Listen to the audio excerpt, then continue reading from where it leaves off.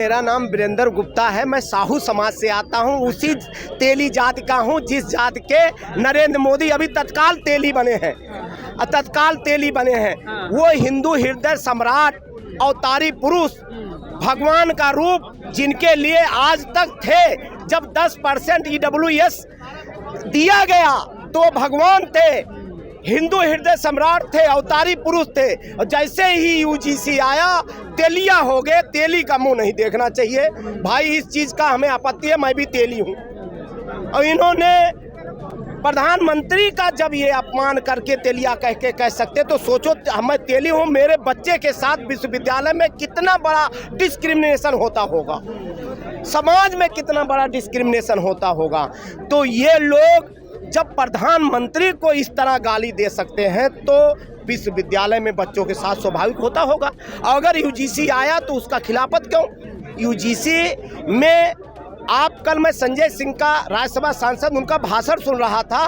45 केंद्रीय विश्वविद्यालयों में 38 सवर्ण जात के कुल BC और कुल हैं। सोचिए, और जिसकी संख्या 10% देश में है, वो 45 में से 38, मतलब 95% से अधिक सीटों पे कब्जा करके रखे हैं। और ऐसा नहीं, BC कंपटीशन दे के बनता है, उसकी नियुक्ति करते हैं, सरकारें करते हैं, राज्यपाल नियुक्त करता है। तो कितना बड़ा डिस्क्रिमिनेशन OBC SC के साथ हो रहा है। हिंदू बढ़ जाएंगे इससे? हिंदू नहीं बढ़ जाएंगे। हिंदू राष्ट्र का मतलब मनवादियों का राष्ट्र होगा। उस तरफ से अब हिंदू जाग चुका है, सच में अब हिंदू जागा है। अभी तक तो हिंदू सो रहा था, अब पता चल गया वो SC को, OBC को भी, कि हम हिंदू हैं या तेलिया हैं। जब प्रधानमंत्री को पता चल गया तेलिया हैं, तो हम लोगों को तो पता चलना स्वाभाविक ही था। अभी तक तो हिंदू प्रधानमंत्री भी थे, हिंदू हृदय सम्राट थे। कह रहे थे सवर्णों को झूठे आरोप में, सवर्ण समाज की लड़कियों को झूठे आरोप में फंसाया जाएगा। देखिए, इन जो कह रहे हैं वो झूठ बोल रहे हैं। ये UGC एक्ट वोमेन को भी प्रोटेक्ट करता है।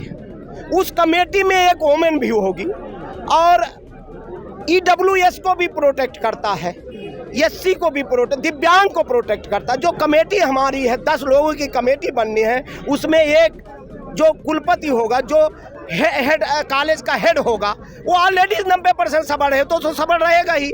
वो महिला, तो एक महिला भी उसमें कमेटी में रहेगी, वो सवर्ण भी हो सकती है।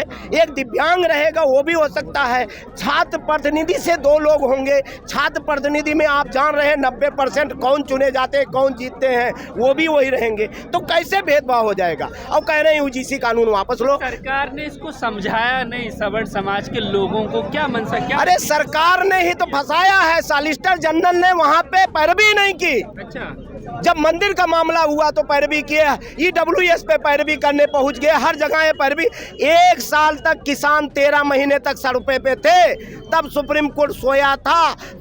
सैकड़ों PIL दाखिल हुए, सुप्रीम कोर्ट ने संज्ञान लिया, रोक लगाया, नहीं लगाया। लेकिन 3 दिन में ये 15% मनवादी जब सड़क पे उतर गए, वो 10-5 की संख्या में, और तुरंत रोक लगा दिया। अभी का संजय सिंह का भाषण मैं सुन रहा था, उन्होंने सुप्रीम कोर्ट में और हाई कोर्ट में कितने % SC OBC के जज हैं? 90% कोलिजियम सिस्टम में इन्हीं का कब्जा है, कब्जा करके रखे हैं। तो फैसला उनके हक में आएगा कि हमारे हक में आएगा? इसी की तो लड़ाई है। अभी तक 3000 सालों तक शिक्षा पे अधिकार किस समाज का था? इन मनवादियों का था। हमसे संपत्ति का अधिकार छीन लिए। 90% संपत्तियों पे कब्जा किसका है? 90% नौकरियों पे कब्जा किसका है? 10% वालों का है। लेकिन कहते हैं अब तो समानता आ गई, अब तो सबके लिए खुले अवसर हैं, अब कोई दिक्कत थोड़ी है। अपना डिस्क्रिमिनेशन, खुले अवसर। अभी मैं कल देख रहा था, एक DM के कोर्स में एक छात्र अनिल गंगवार, उनका जो है रिटर्न में नंबर 43.5 था, और प्रैक्टिकल में 16 की जगह 8 देके उनको फेल कर दिया गया। और जिस मिश्रा जी का, दुबे जी का, चौबे जी का नंबर 35 था, उनको प्रैक्टिकल में 16 नंबर दे करके पास कर दिया गया। कहाँ बराबरी है? आरक्षण की जरूरत आज के एकलव्यों को नहीं है, लेकिन द्रोणाचार्यों का क्या करेंगे जो आज भी अंगूठा लेने के लिए बैठे हैं। उनके खिलाफ लड़ाई, उन द्रोणाचार्यों के खिलाफ लड़ाई है। उत्तर प्रदेश में 69,000 शिक्षक भर्तियों में हाँ, आरक्षण घोटाला हुआ। हाँ, उसमें आंदोलन करके 8 साल से आज तक सुप्रीम कोर्ट में मामला लंबित है। ओबीसी का आरक्षण 69,000 शिक्षक भर्ती में खा गए, लेकिन सुप्रीम कोर्ट उसको डेट पे डेट देता जा रहा, उस पर सुनवाई नहीं हो रहा। यहाँ पंडित सूर्यकांत शर्मा जी बैठे हैं, इसलिए तुरंत रोक लगा दिए। 69 कह रहे जातिवाद बढ़ेगा, कहीं अमेरिका जैसा हाल ना हो जाए, अलग अलग हॉस्टल बनाने पड़ जाए। अमेरिका जैसा हाल तो सब पूरे विश्व के हर कंट्री चाहते हैं हम अमेरिका बन जाएं भैया। हम कौन सा अमेरिका जैसा विकास नहीं करना चाहते हैं, वो सत्य कह रहे हैं। अगर वैसा हो जाएगा तो अमेरिका बन जाएगा।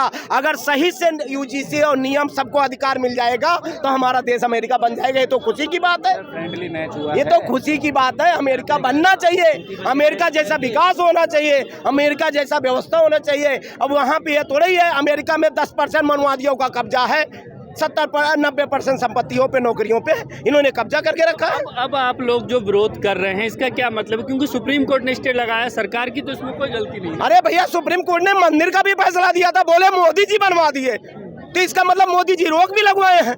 क्लियर है, सुप्रीम कोर्ट का फैसला वो भी था। मंदिर बना तो सुप्रीम कोर्ट का फैसला, तो मोदी जी को क्रेडिट। अब अगर यूजीसी पे रोक लगा तो सुप्रीम कोर्ट का फैसला, तो मोदी जी को क्रेडिट नहीं मिलना चाहिए। ये रोक लगवाए हैं, इन लोगों ने ही रोक लगवाया है। इनका सॉलिसिटर जनरल बहस के दौरान कोई भी सरकार को डिफेंड नहीं किया, कानून को डिफेंड नहीं किया, एक शब्द नहीं बोला। ये सब साजिश है, ये सब साजिश है। अब इनका मकसद था एक पूरे देश में माहौल बना था कि बीजेपी सवर्णों की पार्टी हो गई है। अखिलेश का पीडीए तोड़ना था और तमाम लोगों का तोड़ना था, आरजेडी को तोड़ना था, सब जो सामाजिक न्याय सबको कमजोर करना था। इसलिए मोदी जी ने लाए थे। इधर ओबीसी समझे कि हम जो है इनके साथ हैं और उधर सवर्ण भी इनके तो है ही है। तो ये खेल, जातिवाद बचा नहीं है अब जातिवाद रहा ही नहीं। जातिवाद कैसे नहीं रहा?